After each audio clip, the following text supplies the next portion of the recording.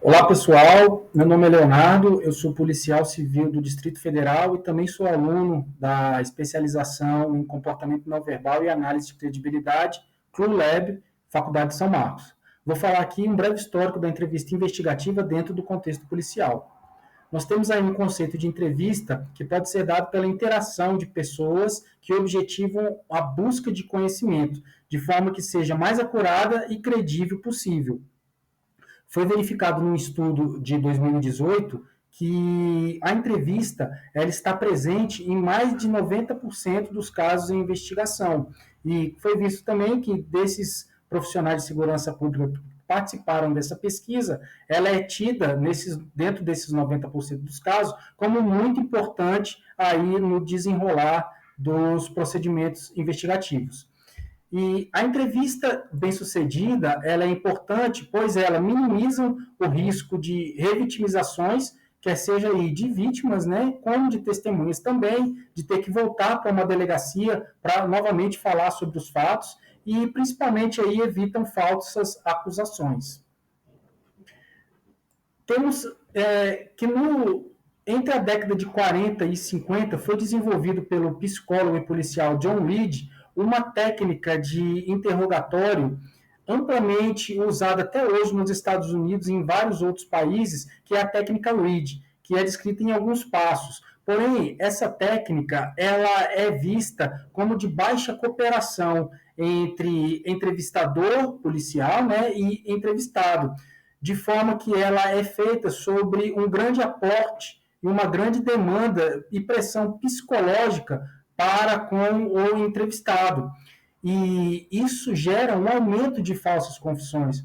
Ou seja, aqui se busca necessariamente a confissão do indivíduo e não a busca de informações. E essa confissão, ela é angariada, ela é buscada na base de uma coerção, muitas vezes de uma brutalidade por parte dos profissionais de segurança, até mesmo de privações fisiológicas aí por parte do entrevistado. Então, para contrapor um pouco a técnica Reed, foi desenvolvida no início da década de 80 a entrevista cognitiva, que ajuda as vítimas e as testemunhas na evocação de memórias, sem uma interferência direta e constante por parte do entrevistador, e sem a sugestionabilidade também por parte aí do policial.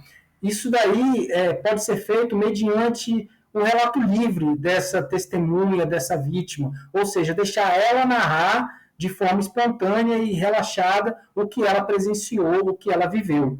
Nós podemos aí ajudar essa pessoa, esse entrevistado, a recriar o contexto, né, para a gente conseguir extrair mais detalhes possíveis e mesmo pedir para que ele relate de forma inversa ou mesmo em outra perspectiva, na perspectiva de uma outra pessoa que também estava naquela cena. Isso daí também vai ajudar na evocação de memórias e de detalhes que são de suma importância para a investigação criminal.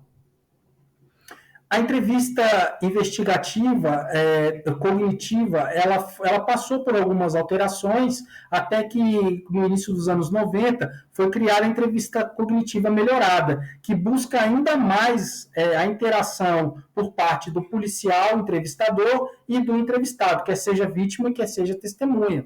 Então vai se lançar a mão aí de uma cooperação e de um bem-estar mútuo entre entrevistado e entrevistador, no que a gente chama da construção de um rapport. Então, nós temos algumas fases, né, da entrevista cognitiva melhorada, que é o rapport, a transferência do controle da entrevista, ou seja, o entrevistador ele vai passar a informação de que o entrevistado, naquele momento, é o mais importante para repassar as informações que são buscadas. Nós vamos ter o relato livre, nós vamos ter questionamentos que podem ser feitos a partir da narrativa contada por essa testemunha e por essa vítima, sem o entrevistador criar alguma opção ou alguma história. Nós podemos lançar mão aí de estratégias de recuperação dessas memórias, mesmo aquelas relatarem em ordem inversa ou na mudança de perspectiva. Nós podemos, sim, fazer questões para auxiliar na investigação que está sendo desenvolvida. Então, aqui nós podemos usar perguntas mais direcionadas, mais cabe dizer aqui que não são perguntas sugestivas, mas sim perguntas mais direcionadas para a gente obter maiores detalhes sobre aqueles fatos cruciais aí da nossa investigação. Nós podemos fazer um resumo junto a esse entrevistado, ou seja, concordando tudo aquilo que ele falou e se há alguma outra coisa que ele não relatou e gostaria de relatar. E um encerramento, ou seja, fazer um encerramento de forma gradual e não abrupta, falando de outros assuntos e deixando as portas abertas aí e um vínculo direto com esse policial, para ele se sentir à vontade para retornar, caso se lembre de algum detalhe que não foi mencionado, ou se ele tome conhecimento de alguma informação. Foi também criado, nos inícios dos anos 90, ali por policiais e psicólogos da Inglaterra e do país de Gales, né, de todo o Reino Unido como um todo, um modelo PIS, que busca ainda mais esse relacionamento mútuo entre entrevistador e entrevistado, sem objetivar a confissão. Se porventura vier a confissão, ela vai vir de uma forma não coercitiva, e sim de uma forma amigável. Esse método PIS ele é composto de 5 fases, né, que forma aí o acrônimo dessa nomenclatura, sendo que a primeira é o planejamento e preparação dessa entrevista, o segundo vai ser a contextualização e a transferência de controle para o entrevistado, a fase 3, que vai ser o relato em si, e as posteriores clarificações, né, os questionamentos de interesse policial. Nós vamos ter um fechamento, que, como eu falei, é um fechamento gradual, deixando as portas abertas para que essa pessoa se sinta à vontade em retornar e falar com o policial, caso tenha outras informações. E aqui nós temos a fase 5, que é uma fase de avaliação do profissional de segurança junto com seus pares sobre como que foi o desenrolar dessa entrevista, os erros e os acertos, para sempre buscar a melhoria dessa técnica em entrevistas posteriores. Mais recente, nós podemos ver aí a técnica Self-Administrated Interview, que ela busca minimizar o tempo entre o fato ocorrido e a entrevista policial. Isso é muito importante porque o tempo é inimigo da memória. Ou seja, quanto mais rápido nós entrevistarmos essas pessoas, menos nós vamos perder as informações que essas vítimas e essas testemunhas têm para relatar ao policial.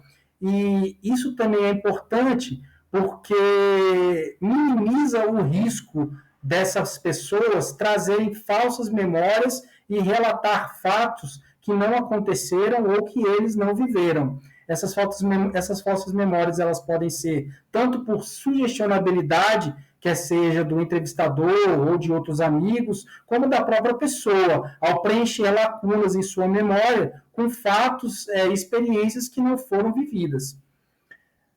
Nós temos aí também, como continuação, a entrevista cognitiva, mas agora com suspeitos. Foi visto que tanto vítimas como testemunhas e até mesmo suspeitos podem dar relatos credíveis baseados na entrevista cognitiva. Então, aqui nós vamos continuar mantendo o rapport, nós vamos dar ênfase para as perguntas abertas e, após serem feitas essas perguntas abertas, o policial pode prestar atenção também na alteração de comportamentos não verbais ou na manifestação de comportamentos não verbais exibidos pelo entrevistado, principalmente em pontos críticos do relato. Ou seja, assim que o policial faz alguma pergunta crítica sobre o evento e essa pessoa desenvolver algum comportamento não verbal, isso pode ser levado em conta por parte do policial e fazer perguntas de amplificação, ou seja, perguntas mais detalhadas sobre esse fato que ele achou relevante. Para o futuro da entrevista investigativa, eu particularmente vejo que os profissionais de segurança pública devem se atualizar sobre todas essas entrevistas investigativas que foram mencionadas aqui e outras que não foram mencionadas também, de forma a tornar essas entrevistas um procedimento operacional padrão dentro das polícias judiciárias brasileiras.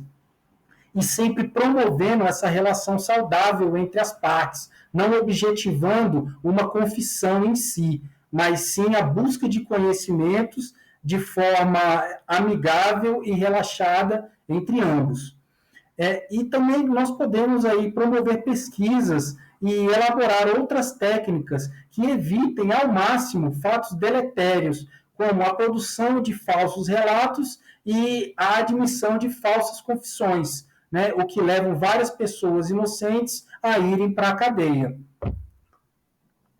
Bom, pessoal, era isso que eu tinha que passar para vocês. Obrigado. Esse é meu e-mail. Qualquer dúvida pode mandar, assim como bibliografia também. Espero encontrá-los em outra oportunidade.